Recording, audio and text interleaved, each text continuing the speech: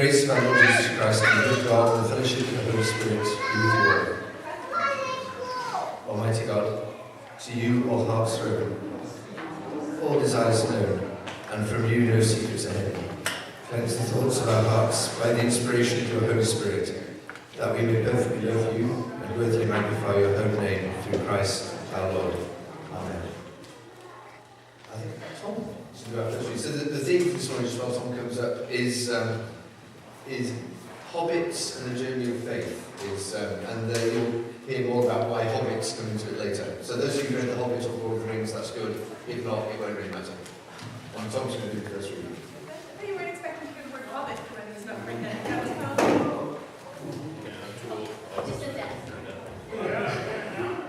Today's reading, a reading from the first letter of John. If we receive human testimony, the testimony of God is greater. For this is the testimony of God, that he has testified to his Son. Those who believe in the Son of God have the testimony in their hearts. Those who do not believe in God have made him a liar by not believing in the testimony that God has given concerning his Son. And this is the testimony. God gave us eternal life. This life is in his Son. Whoever has the Son has life. Whoever does not have the Son does not have life. I write these things to you who believe in the name of the Son of God, so that you may know that you have eternal life. This is the word of the Lord. And I think we'll do the gospel next, Darby. There'll be lots of songs in the Because because then there's a flow of music and sermon and prayers. There'll be all kinds of flow. Yeah. The Holy Gospel of our Lord Jesus Christ according to John. Jesus said, Father, I have made your name known to those who you gave me from the world. They were yours, and you gave them to me, and they have kept your word. Now they know that everything you have given me is from you.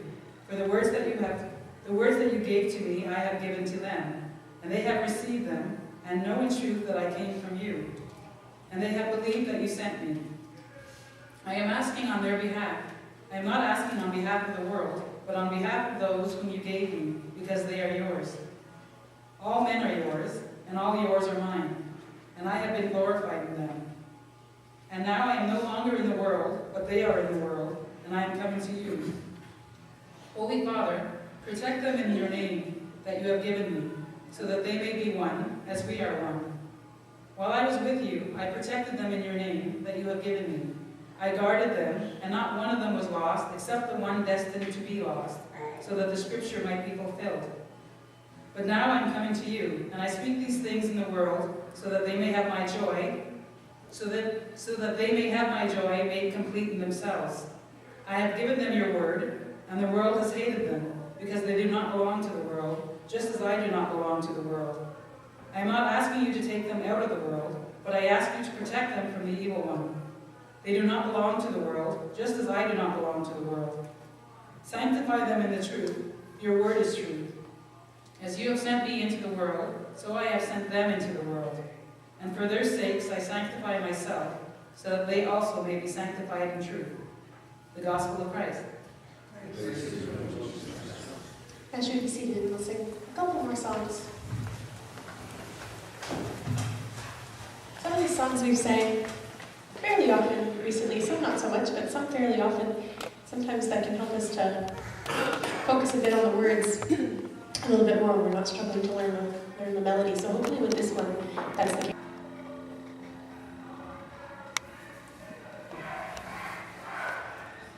That's awesome. I can really hear them. Richard, I have a thought. I think, is there like a bit of it that you could do that would kind of introduce or be the start, and then you calling all angels for it to make more sense? Or no? Would that be okay? Yeah? All right. Put it in context. So a question and then command. So the question, how many of you know of Hobbits, just before I start? Not some. Lord of the Some, Rings, okay. Tolkien? Okay, so we'll talk a bit about Hobbits before we get going. And Rolly, you have an important mission. Number one, two important missions. Number one, you have to stay awake. Number 2, I rely on you if I talk too fast to raise your hand. Mim usually performs this function for me, but people have told me that A, I sound quite British, and B, I talk too fast. Yeah, well, actually the important thing is you have to tell me when I talk too fast, but I feel you have to stay awake to do that. So Hobbits, I will start with Hobbits then. So Hobbits are like us, except a bit smaller. So they're actually, it's good that Daniel comes back. They are about Daniel's height, but they are furrier. They like music, they like dancing, they live in a lovely part of the world, although there are dangers out there. They like 2 breakfasts, they are friendly, but in every other way they are just like us. And Bilbo Baggins, oh, he's going to get his hat. I thought he'd come to listen to the sermon, Daniel. Daniel had a part to play in this, but I won't say it now while he's here. So, Bilbo Baggins... Okay. Bilbo Baggins was a particularly normal hobbit. He lived his day to day. He liked 2 breakfasts. He had family. Some of his family he liked, particularly his nephew Frodo. Some of his family he dreaded visiting, the dreaded Sackville Bagginses. He had a lovely house in Bag End at the better end of Hobbiton. A nice house with a green door set into the hills. He liked gardening. He liked walks. He painted the map of all the Shire, which is the place where they live. He'd done all the footpaths. He'd done the whole lot. And he liked that. He was good. He just lived day to day, and he had a good, ordinary life.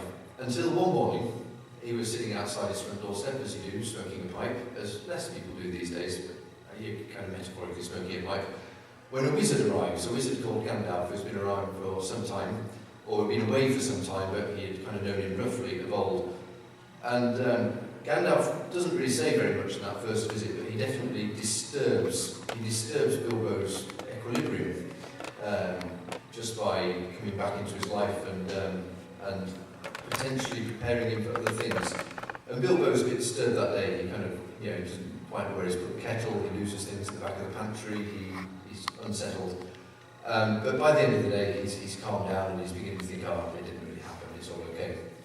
And then there's a knock at the door, and a dwarf arrives, and another, and another, and another, and they all come in as though they expect to be there, and as though they expect Bilbo to suddenly provide food for 13 of them, and then they start talking of adventures and going to faraway lands and dragons and gold, and Bilbo is half thinking, I want nothing to do with this, and there's a small voice at the back of his mind that's thinking, this is okay, because he's got 2 parts of his family. One of them is very respectable. There's another one where he has in his dim distant relatives in the past some relatives who did wilder things, who went away more and did have adventures. And there's a small kernel in the bottom of his soul that still thinks adventures are a good thing. So the dwarves are there and they're talking and they sing deep into the night. And but Bilbo, when he realises that maybe he's implicated in this, he starts to, I can't possibly do this. I can't leave home.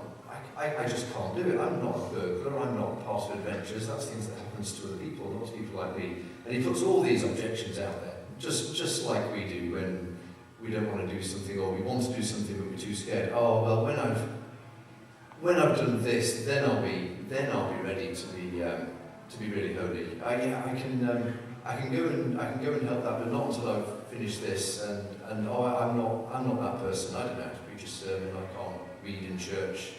I have no idea how to go and talk to that person, even though I kind of know that I really should, but I just don't know. So maybe when I've done some training, then I'll go and talk to people. So and Bilbo did just the same as all that.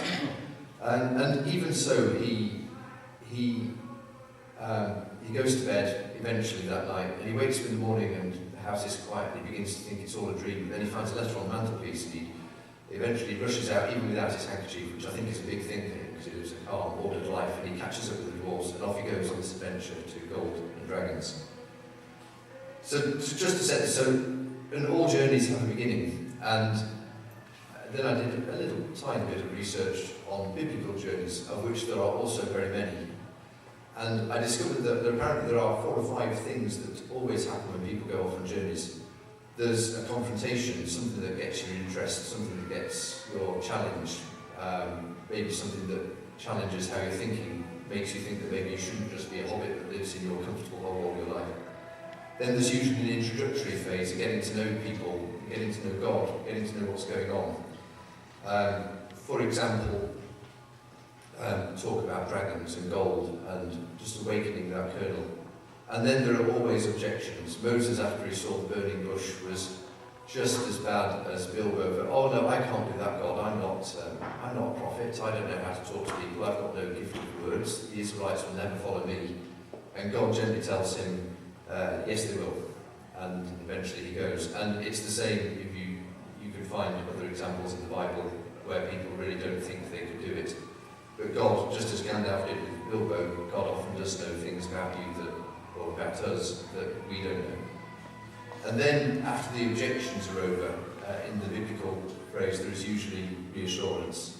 Just as Gandalf reassured Bilbo by telling the dwarves that no, he had chosen Bilbo, and Bilbo was the one, and he could do it.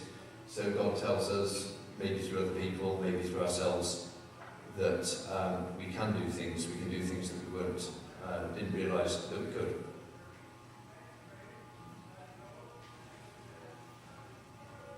And a journey also starts with its companions. So in Bilbo's case, it started with some dwarves.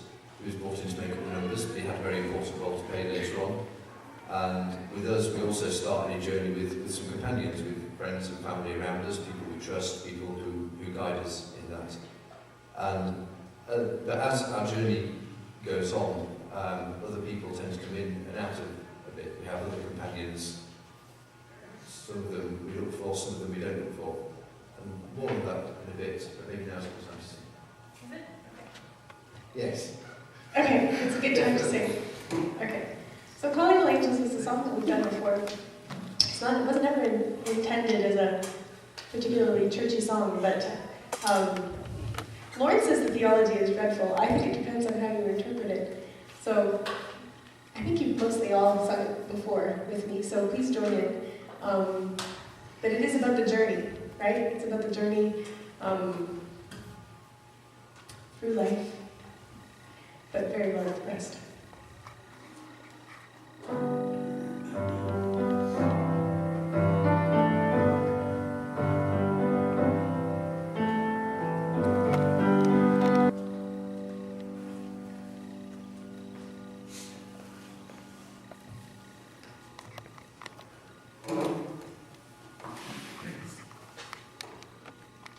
So the reason we got onto Hobbits was because I had a small journey myself on Friday to louder, okay. Because Daniel and I had a small cycle ride to St. when for lunch, and in that he said, what do you think we should preach on Sunday? And he said Hobbits and journeys, and he also said and he actually came up with several ideas through the course of the ride, and one of them was that there's a lovely tree with all the blossom in the middle of actually an area where there wasn't anybody else. He said, oh yeah, that's because look how that tree makes everything around it look so lovely, and that made me think a bit of companions on the journey too. One of the reasons I like Hobbits, it'll come back together in a second, don't worry. One of these reasons I like Hobbits is because they like going to the pub. So now in Lord of the Rings, not the Hobbit, Frodo, he's on now a more dangerous mission than Bilbo, and he arrives in the pub, as you do, and it's actually pretty dark out there, people are after them. And in the pub there's a suspicious looking character in the corner who they don't really like the look of, but they think he keeps looking at them, they think that they think he's probably after them. It turns out not to be the case, and he is there and he is in the corner and he is definitely keeping a low profile, but actually it's because he's trying to protect the hobbits. He sort of realises that they're friends of Gandalf, although he doesn't quite know what they're up to at that point. And as it turns out, he saves them from getting killed that night, and he becomes a great friend and a companion to them on the way. And actually, it turns out much later in Lord of the Rings that he actually is the king who's been hiding and biding his time and waiting for this moment, for this big last battle. And one of the things about journeys is they have, maybe they do, maybe they don't have to have a destination in mind. When Bilbo set off, he only had a very vague idea of where he was going. so he was following along. He knew he was going to this place called the Lonely Mountain, but he didn't really know where he was after. Frodo, when he was going, he didn't really know where he was about either, and I certainly feel like that as well, that often I can't see what the end game is, where the final destination is. I had no idea. 10 years ago, but 20 years ago, I had no idea I would be sitting here in a church in Canada in 20 years' time. Probably didn't even know where Montreal was, really. But how do we know? How do we go from that point where we're just looking at the next step, like Bilbo no doubt was every day, trying to be a better hobbit, a better person? How do we go from there to seeing a new destination? Well, part of it is that friends and companions and mentors to us can help us see things from a different perspective. And that's a bit what happened in the road to Emmaus. So now that same day, two of them were going to a village called Emmaus, about 7 miles from Jerusalem. They were talking with each other about everything that had happened. As they talked and discussed these things with each other, Jesus himself came up and walked along with them, but they were kept from recognizing him. He asked them, "What are you discussing together as you walk along?" They stood still, their faces downcast.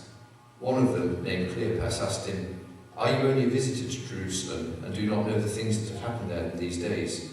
"What things?" he asked. "About Jesus of Nazareth," they replied. "He was a prophet, powerful in word and deed before God and all the people. The chief priests and our rulers handed him over to be sentenced to death, and they crucified him. But we had hoped that he was the one who was going to redeem Israel. And what is more, it is the 3rd day since all this took place. In addition, some of our women amazed us. They went to the tomb early this morning, but didn't find his body. They came and told us that they had seen a vision of angels who said he was alive. Then some of our companions went to the tomb and found it just as the women had said, but him they did not see." And he said to them, "How foolish you are, and how slow of heart to believe all that the prophets have spoken. Did not the Christ have to suffer these things and then enter his glory?" And beginning with Moses and all the prophets, he explained to them what was said in the scriptures concerning himself. As they approached the village to which they were going, Jesus acted as if he were going further. But they urged him strongly, "Stay with us, for it is nearly evening, the day is almost over." So he went in to stay with them. When he was at the table with them, he took bread, gave thanks, broke it, and began to give it to them. Then their eyes were opened and recognized him, and he disappeared from their sight, and they asked each other, Were not our hearts burning within us while he talked with us on the road and opened the scriptures to us?" And they got up and returned at once to Jerusalem. So in that, a bit like with the Hobbits narrative, maybe when they found Jesus, they realised, when they found, in this case, a mentor, I guess, who spoke to them differently, their eyes were suddenly opened when they saw things from a different perspective. And it felt to me a bit from personal life, a bit from reading The Hobbit, that sort of sometimes we can keep going, or I can keep going as Bilbo and thinking about my day-to-day life, but it actually takes other people, friends, mentors, coming here to church, something different to open your eyes and see it from a different perspective. And then once you do that, maybe you'll change direction as the two disciples did. Instead of carrying on, keeping going wherever they were heading, they rushed straight back to Jerusalem. And actually, would that be a good time for a piece of music? Do you have more music? I have another song that I know her much better than the last one. Let's just let you, do you have it right now? It's ready. But so what I'll do, I'm just going to, where we got to is, we're all like hobbits. We all keep, I'm something like a hobbit. I keep going on my day-to-day life, that it's good to look up and to see where we should be going. Friends, mentors, guides can help us with that. And people unexpectedly or expectedly will come into our journeys and out of our journeys. This is a good thing. And I was going to talk a bit about resting places on journeys as well. That I have to wait till next time, that's good. But whether you're feeling confronted, whether you're in a meeting phase, whether you or me, or this all applies, we're in the objections phase of, well, if only this happened, then I'll go and do that. Whether you're journeying, whether you're taking step-by-steps, hopefully you'll feel God with you on that journey, and it will be a good journey. I feels I haven't wrapped it up very well. And maybe if I could leave the last word with Frodo, I suppose, which is, it's a dangerous business, Frodo, going out of your door. You step onto the road, and if you don't keep to your feet, there's no knowing where you might be swept off to. Well, we don't know, but I think one of the reasons we're all here is because we believe that even if we don't know, God does care, and He does know, and He probably knows a lot more about what we can do for Him than we, I think. And that's when we have some prayers. Is it after? Can we do prayers now? Prayers are after here first. We can do after.